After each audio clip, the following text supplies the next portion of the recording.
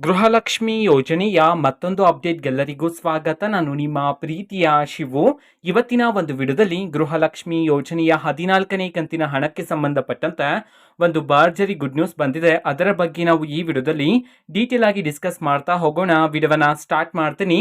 ಅದಕ್ಕಿಂತ ಮೊದಲು ನೀವಿನ್ನೂ ನಮ್ಮ ಚಾನೆಲನ್ನು ಸಬ್ಸ್ಕ್ರೈಬ್ ಮಾಡದೇ ಇದ್ರೆ ಈ ಕೂಡಲೇ ಸಬ್ಸ್ಕ್ರೈಬ್ ಮಾಡ್ಕೊಳ್ಳಿ ಮತ್ತೆ ಲೈಕ್ ಮಾಡಿ. ಸೊ ಈಗ ನಾವು ಇನ್ಫಾರ್ಮೇಶನ್ ಅನ್ನ ತಿಳ್ಕೊಂತಾ ಹೋಗೋಣ. ಗೃಹಲಕ್ಷ್ಮಿ ಯೋಜನೆಯ 14ನೇ ಕಂತಿನ ಹಣವನ್ನ ಇವತ್ತು ಅಂತಂದ್ರೆ ದಿನಾಂಕ 12/11/2024 ಇವತ್ತು 14ನೇ ಕಂತಿನ ಹಣವನ್ನ ಬಿಡುಗಡೆ ಮಾಡಲಾಗಿದೆ ಅಂತ ಹೇಳಿ ಈಗ ಮಾಹಿತಿಯನ್ನ ತಿಳಿಸಿರ್ತಕ್ಕಂಥದ್ದು.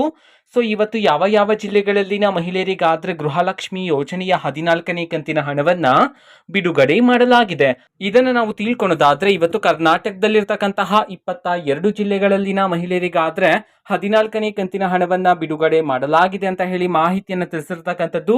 ಸೊ ಈಗ ನಾವು 22 ಜಿಲ್ಲೆಗಳ ಹೆಸರನ್ನ ತಿಳ್ಕೊಂತಾ ಹೋಗೋಣ.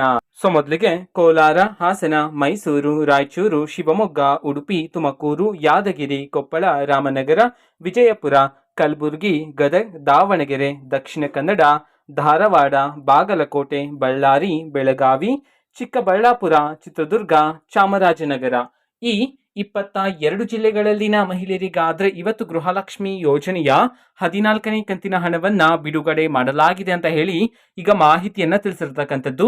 ಓಕೆನಾ. ಸೊ ಇದು ಇವತ್ತಿನ ಒಂದು ವಿಡಿಯೋ. ಸೊ ಇದೇ ರೀತಿ ಗೃಹಲಕ್ಷ್ಮಿ, ಅನ್ನಭಾಗ್ಯ, ಶಕ್ತಿ ಯೋಜನೆ, ಯುವ ನಿಧಿ, ಗೃಹ ಜ್ಯೋತಿ, ಕಾಂಗ್ರೆಸ್ನ ಎಲ್ಲ ಯೋಜನೆಗಳಿಗೆ ಸಂಬಂಧಪಟ್ಟಂತೆ ಇಂಪಾರ್ಟೆಂಟ್ ಅಪ್ಡೇಟ್ಗಳು ನಿಮಗೆ ಈ ಒಂದು ಚಾನೆಲಲ್ಲಿ ಇಮಿಡಿಯೇಟ್ಲಿ ಸಿಗ್ತಿರತ್ತೆ.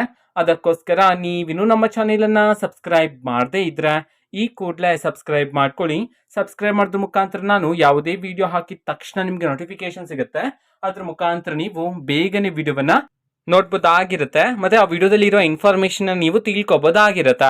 ಮತ್ತೀಗ ನಾವು ಫೇಸ್ಬುಕ್ಕಲ್ಲೂ ಸಹ ವಿಡಿಯೋಸ್ಗಳನ್ನು ಅಪ್ಲೋಡ್ ಮಾಡ್ತಿದ್ವಿ. ಫೇಸ್ಬುಕ್ ಚಾನೆಲ್ ಲಿಂಕನ್ನು ಸಹ ನಾನು ಡಿಸ್ಕ್ರಿಪ್ಷನ್ ಬಾಕ್ಸಲ್ಲಿ ಕೊಟ್ಟಿರ್ತೀನಿ. ಕ್ಲಿಕ್ ಮಾಡಿಬಿಟ್ಟು ಫಾಲೋ ಮಾಡಿ. ಓಕೆನಾ. So thank you, bye.